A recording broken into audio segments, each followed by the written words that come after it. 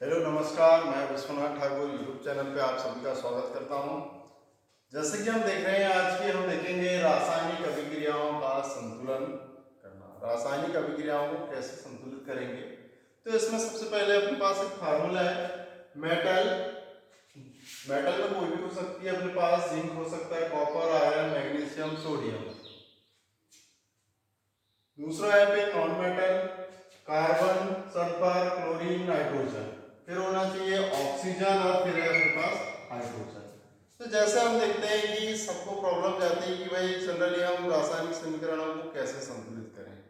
संतुलित करने के एग्जाम में आए अपन देख करके छोड़ देते हैं, एक जनरली प्रोसेस होती है। तो हम देखते हैं कि उसको कैसे हम आसान तरीके से हम आपको बताने वाले हैं कि भाई आप मिनटों में बना सकते हैं, आप रासायनिक अभिक्रियाओं को तैयार कर सकते हैं। जैसे हम देखते हैं, इसमें अभिक्रिया लेते हैं अपन CuSO4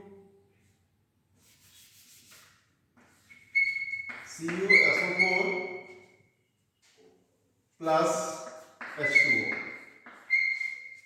रिएक्शन। अब क्या बनेगा अपने पास, इसमें बनने वाला जो प्रोडक्ट होता है उसको तो हम चेंज नहीं कर सकते हैं। जो हो गया हाइड्रोक्साइड बनेगा, साथ में क्या बन जाएगा इसमें H2SO4, ये बन गया। अब ये क्या हो गया अपने पास LHS और ये हो गया RHS। अब हम देख रहे हैं कि ये कहलाता है अभिकारक और ये होता है उत्पाद। अभिकारक और उत्पाद के अणु कम कैसे होना चाहिए, बराबर होना चाहिए। दोनों तरफ क्या होना चाहिए, बराबर होना चाहिए पहले। तो सबसे पहले हम यहाँ देख लेते हैं, Cu बराबर कितना है 1, S बराबर कितना है अपने पास 1, और इसमें ऑक्सीजन बराबर कितना है 4, ये हो गया। दूसरा है अपने पास एक ग्रुप ये, एक ग्रुप ये। इसमें से हम देखते हैं कि हमारे पास क्या है हाइड्रोजन बराबर कितने हो गए, 2 हो गए, ये लिखेंगे। ऑक्सीजन बराबर कितना है अपने पास 1 है, ये हो गया। फिर इस तरफ हम देख रहे हैं कि Cu बराबर कितना है, Cu बराबर 1 और ऑक्सीजन बराबर कितना है 1 और हाइड्रोजन बराबर कितना है हमारे पास 1 है, ये हो गया एक ग्रुप। सेकेंड ग्रुप जो है हमारे पास हाइड्रोजन बराबर 2, सल्फर बराबर कितना है अपने पास 1 और इसी में ऑक्सीजन बराबर कितना है 4, ये हो गया। अब यहाँ हम देखते हैं कि सबसे पहले अपने पास मेटल चाहिए। तो मेटल हमारे पास क्या है, कॉपर 1 है, तो कॉपर 1 है, ठीक, संतुलित है मेटल ये फार्मूले के अनुसार। अब हम देखेंगे दोनों तरफ बराबर है। अब नॉन मेटल में देखते हैं तो अपने पास क्या है, S सल्फर, ठीक। तो सल्फर को देख रहे हैं, इधर 1 है, ये सल्फर 1, सल्फर यहाँ भी 1 है। इसके बाद आता है अपने पास ऑक्सीजन। तो ऑक्सीजन देख रहे हैं हम यहाँ पर, तो ऑक्सीजन हमारे पास 4 और 1 ये 5, और इधर अगर हम देख रहे हैं तो ऑक्सीजन 4 और 1 क्या है हमारे पास 5, ठीक। इसी प्रकार से हम देख रहे हैं कि 5 हो गया। हाइड्रोजन अगर हम देख रहे हैं तो यहाँ पर कितने हैं 2, और हाइड्रोजन भी यहाँ पर कितने हैं 2 है। लेकिन जो हमारा उत्पाद बनता है, जो उत्पाद होता है, तो Cu क्या करता है अपने पास, Cu रखता है यहाँ पर +2 और ये OH होता है हमेशा -1। तो यहाँ पर हमें कितने चाहिए, 2 चाहिए, तब जाके संतुलित होगा। इसलिए हम देखेंगे कि हमारे पास यहाँ पर जल के कितने अणु लेना पड़ेगा, हमें 2 लेना पड़ेगा। मतलब OH के लिए यहाँ पर हमको कितना चाहिए, 2 चाहिए, ठीक। यहाँ जब हम 2 देंगे इसमें, तो 2 देंगे तो क्या हो जाएगा हमारे पास, यहाँ पर कितने चाहिए हमको, हाइड्रोजन 2 चाहिए, मतलब यहाँ कितने का गुणा करना पड़ेगा, ये 2 का गुणा, तो बराबर कितना आ जाएगा 2 हो जाएगा, ठीक। अब यहाँ ऑक्सीजन में भी 2 का गुणा हो जाएगा, ये 2, यहाँ पर कितना जाएगा 2 हो जाएगा ये ऑक्सीजन भी। वैसे यहाँ पर भी हम क्या करेंगे, यहाँ पर क्या किया है हमने, इसमें कितने का गुणा कर दिया, 2 का गुणा, तो ये 2 कितना हो गया 4। अब यहाँ देखेंगे तो ऑक्सीजन में 2 का गुणा, 2 एकम 2। जैसे कि हम देख रहे हैं कि अब हमारे पास ये तो पार्ट पूरा कंप्लीट है। हाइड्रोजन 2 दूनी 4, तो यहाँ पर देख रहे हैं हाइड्रोजन 4, तो ये 4 है। ठीक। अब इस तरफ अगर आप बढ़ाते हैं तो हाइड्रोजन कितना है, ये 2 हो गया, ये 2 देख रहे हैं हम ऑलरेडी। अब यहाँ क्या होता है हमारे पास, इसका मतलब है ऑक्सीजन भी 2 है और हाइड्रोजन भी क्या है 2, 2 का गुणा करेंगे तो 2 हो जाएगा। ये देख रहे हैं हम हाइड्रोजन 2 ऑक्सीजन 2, ये यहाँ पर हमारे पास कितने हो गए, संतुलित हो गए, और ये यहाँ पर संतुलित हो जाता है। तो जैसे हमने यहाँ पर गुणा किया है जिसका, उस संख्या को हम लिख देते हैं। जैसे यहाँ पर हमने हाइड्रोजन में 2 का गुणा किया है, ऑक्सीजन में 2 का गुणा किया है, ये हमने 2 सामने कर दिया, और यहाँ पर जो किया है हमने OH में तो 2 का गुणा ये लिख दिया। इस तरीके से हमारा समीकरण क्या हो जाता है, संतुलित हो जाता है। जैसे हम देख रहे हैं कि मेटल हमारे पास 1 है, सल्फर 1 है, तो मेटल भी 1 हो गया तो 1 हो गया, सल्फर भी 1 है, ये सल्फर 1 हो गया। इसी तरीके से ऑक्सीजन 4 और 2 कितने हो गए, 6, तो 6 देख रहे हैं, ऑक्सीजन से कितने हो गए, 2 और 4 और 2 6। अब हाइड्रोजन देख रहे हैं तो कितना हो गया, 4, यहाँ पर 4 है, और ये 2, इस तरफ 2, और ये 4 और 2 कितने हो गए, 6 हो गए, 4 + 2 = 6, ये हाइड्रोजन है। इसी प्रकार से हमारे समीकरण जहां हमने 2 का गुणा किया वहां 2 लिख देंगे और यहाँ पर 2 लिख देंगे। इस तरीके से हमारा समीकरण क्या हो जाता है, संतुलित हो जाता है।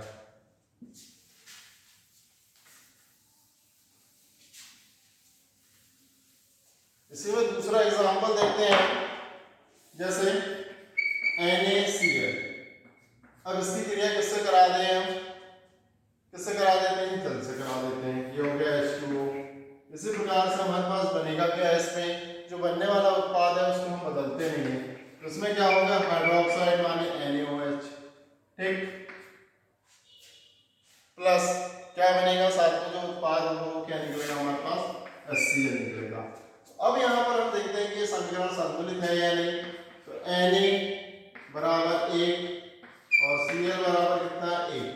अब यहाँ पर हमारे पास एक ग्रुप हो गया, दूसरा ग्रुप अगर हम देख रहे हैं तो हाइड्रोजन बराबर कितने हैं, 2, और ऑक्सीजन बराबर कितना है, 1, ये हो गया। इसी प्रकार से हम यहाँ देख रहे हैं तो Na बराबर कितना है, 1, ऑक्सीजन बराबर कितना हो गया, 1, और हाइड्रोजन बराबर कितना है, 1 है, ये एक ग्रुप हो गया। दूसरा ग्रुप जब देख रहे हैं हम तो हाइड्रोजन बराबर कितना है, 1 है। इसी प्रकार से Cl बराबर देखें तो 1 है।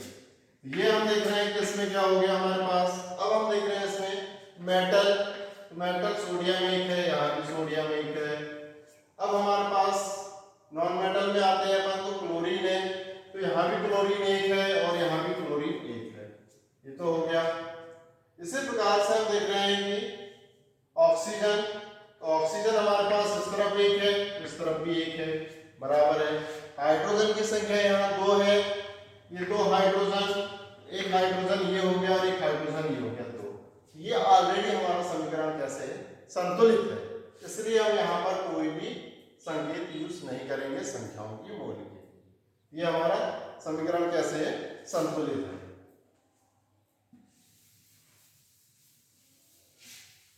इसी प्रकार से हम दूसरा एग्जांपल देखते हैं, CH3 COO Na प्लस हम करा देते हैं इसकी क्रिया जल से, H2O, जल से करा दिए, तो इसमें क्या बनेगा हमारे पास, उत्पाद में जो बनते हैं ऑलरेडी उत्पाद जो होता है वो निश्चित होता है। जैसे हमारे पास ये बनेगा CH3 COO Na प्लस क्या बन जाएगा हमारे पास, साथ में बनता है सोडियम हाइड्रोक्साइड, मतलब ये हो गया NaOH, ठीक। अब यहाँ पर हमारा समीकरण क्या हो जाता है, इसको अब हम संतुलित करना चाहते हैं तो इसमें हम बता सकते हैं कि कार्बन, जैसे यहाँ पर कार्बन हो गए दोनों, तो कार्बन बराबर कितना हो गया हमारे पास, 2 हो गया। अब यहीं पर हम देखें तो क्या हो गया हमारे पास, हाइड्रोजन, तो हाइड्रोजन 1, H बराबर कितना है, 3 है यहाँ, और क्या हो गया ऑक्सीजन, तो ऑक्सीजन देख रहे हैं हम कितने हैं हमारे पास, 2 हैं। यहाँ पर मेटल कितना है, तो Na कितना है अपने पास, 1 है। अब एक ग्रुप ये हो गया अपने पास, ठीक। दूसरा ग्रुप है हमारे पास हाइड्रोजन बराबर 2 और ऑक्सीजन बराबर 1, ये हो गया। इसी प्रकार से यहाँ हम देख रहे हैं तो कार्बन बराबर कितना है, 2 है, और हाइड्रोजन, तो हाइड्रोजन बराबर कितना है, ऑक्सीजन, ऑक्सीजन बराबर कितने हैं 2 और Na बराबर कितना है हमारे पास 1 है। ये तो ऑलरेडी हमको मिल गया। ठीक, इसी प्रकार से हम देख रहे हैं कि यहाँ पर जो है सेकंड ग्रुप में Na बराबर 1 और यहाँ पर क्या है अपने पास ऑक्सीजन बराबर कितना है 1 और हाइड्रोजन बराबर कितना हो गया 1। ये हो गया सबकी संख्या लिख दी हमने, मोलों की संख्या कि भाई किसमें कितने मोल होते हैं और इस आधार पे हम इसको कर सकते हैं। ठीक है, इसमें भी अगर हम देखेंगे तो यहाँ पर कार्बन की संख्या 2 है ऑलरेडी, तो कार्बन की संख्या यहाँ भी सॉरी मेटल से चालू करते हैं। सबसे पहले तो मेटल 1 है, सोडियम, तो यहाँ पर भी सोडियम कितना है 1 है। ठीक, इसी प्रकार से हम देख रहे हैं मेटल हो गया।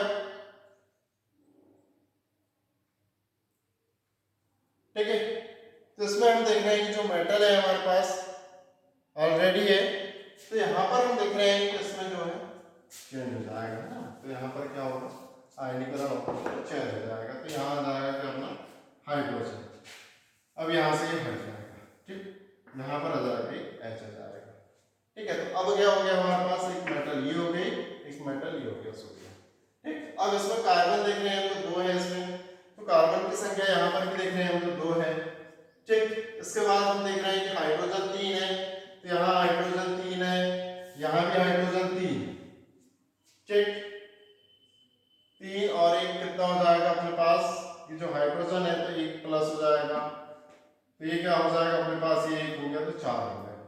ठीक, अब यहाँ पर कितने हैं हाइड्रोजन की संख्या अगर देखें तो 3 और 2 कितने हैं 5। ठीक, तो 4 और 1 क्या हो जाएगा आपका 5।